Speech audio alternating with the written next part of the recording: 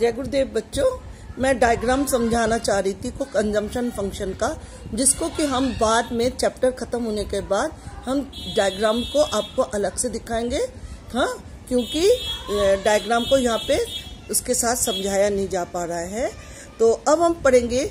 अभी हमने आपको बताया कि tabular presentation of the consumption function को। अब हम आपको बताएंगे behaviour of the consumption. Behaviour of consumption में थे C line start from 20 indicate that C is equal to 20 when Y is equal to 0। ये हम पहले भी आपको बताए कि डायग्राम में आपने जैसे देखा था कि C जो है वो कहाँ से स्टार्ट हो रहा है, 20 से स्टार्ट हो रहा है, और इनकम कहाँ से स्टार्ट हो रहा है, 0 से। Initially C line is above the Y line, C line above the Y line, क्योंकि C line 20 से है और Y line 0 से है। But initially it is below the Y line, लेकिन बाद में हम देख रहे हैं कि C line बिलो है Y से। It indicate the rate at which C increase is lower than the rate at which Y increase.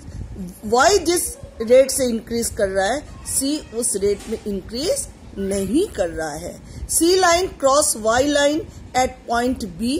अभी हमने आपको बताया था कि C लाइन और Y लाइन एक दूसरे को पॉइंट B में इंटरसेक्ट कर रहे हैं, माने 100 आपका इनकम है तो 100 आपका कंजम्पशन है। It means total consumption is equal to total income, that is called the break even point. कभी कभी 1 नंबर के क्वेश्चन आते हैं, what is break even point, तो आपको ब्रेक इवन पॉइंट को बतलाना पड़ेगा। कहीं भी इक्विलिब्रियम में that is called the break even. Slope of the C line. अब हम पढ़ेंगे behaviour of the C line. आपने पढ़ा कि जब इनकम 0 होगा तो कंजम्पशन 20 है, इसलिए consumption is higher than income. Initially consumption line is above the income, but eventually it is below the income. It indicates the rate at which C increase in lower than the rate at which Y increase. C line cross Y line at point B, it is called the break-even point. It means total consumption is equal to total income. Slope of C line, consumption function की marginal propensity to consume. ये जैसा कि हम आपको class में समझा चुके हैं, डायग्राम को हम बाद में बताएंगे। मार्जिनल प्रोपेंसिटी टू कंज्यूम में आपको ये बताया गया है कि जब आपका इनकम 0 है तो कंजम्पशन आपका 20 है, जब आपका इनकम 50 है तो कंजम्पशन आपका 60 है, जब आप इनकम 100 है तो कंजम्पशन आपका 100 है, हाँ, और जब आपका इनकम 150 है तो कंजम्पशन आपका 140 है। तो ये जो एक्स एक्सेस पे इनकम को शो कर रहे हैं कि 100 से इनकम 150 में चला गया, इसके मतलब delta Y is equal to 50। ये चेंज हो गया, इनकम 100 से 150 हो गया तो डेल्टा Y कितना हो गया, 50। इसी तरह कंजम्पशन जो है 100 से 140 हुआ तो कंजम्पशन क्या हो गया, delta C is equal to 140। तो slope of the C line का डेल्टा का MPC का फॉर्मूला है delta C upon delta Y is equal to delta C आपका 40 है, डेल्टा Y 50 है, तो आपका slope of the C line कितना होगा, 0.8। It means slope of C line indicating consumption function, it refer to the rate at which increase the response.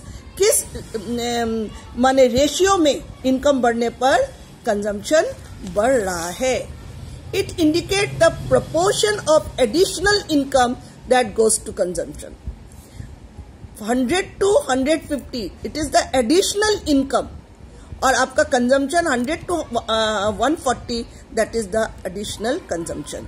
This is measure as the ratio से हम measure कर रहे हैं between delta C and delta Y। This is known as marginal propensity to consumption, MPC. इसको हम ratio wise major करते हैं, so it is called the MPC, क्योंकि इसमें कंजम्पशन इनकम जैसे चेंज हो रहा है तो डेल्टा C अपॉन वो इस कंजम्पशन जो है 100 to 140 है और इनकम 100 to 150 है, तो इसका फॉर्मूला क्या हुआ, जब MPC निकालेंगे डेल्टा, क्योंकि इसमें चेंजेस हो रहे हैं तो delta C upon delta Y 40 upon 50 is equal to 0.8.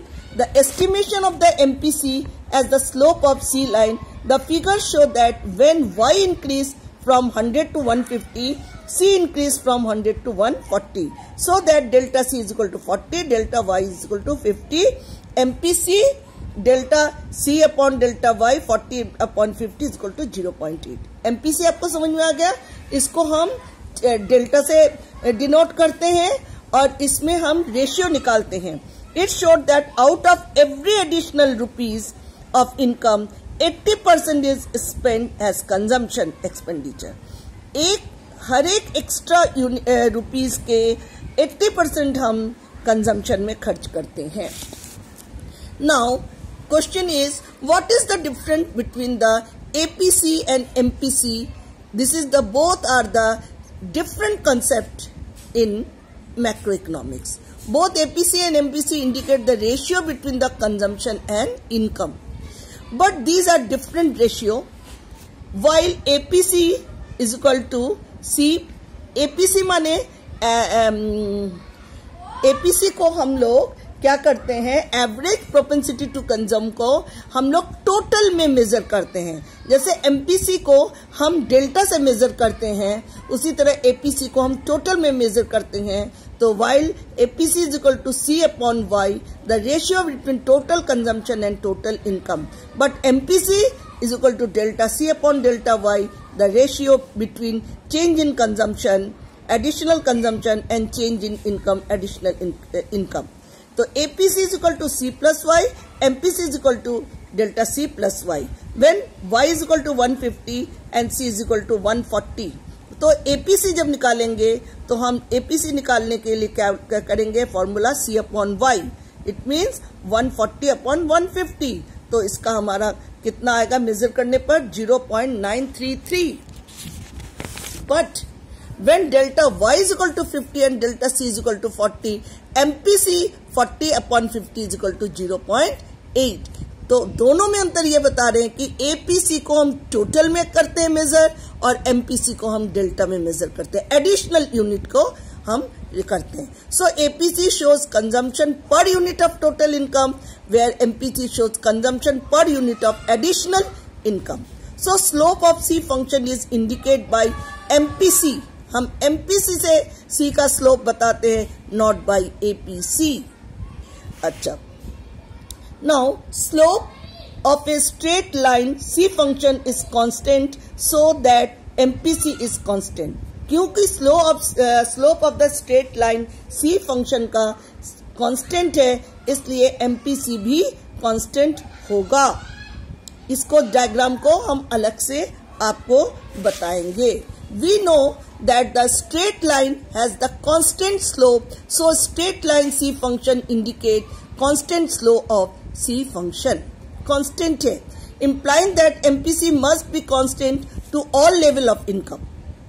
ध्यान दीजिएगा, implying that MPC must be constant to all level of income.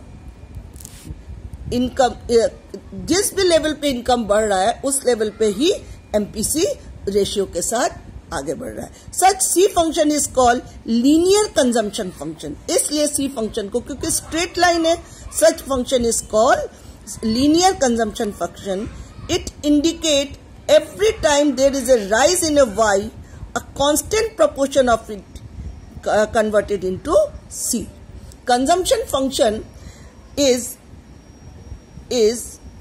lived and MPC is 0.8. It means that every time there is rise in income, 80% of it converted into the consumption function.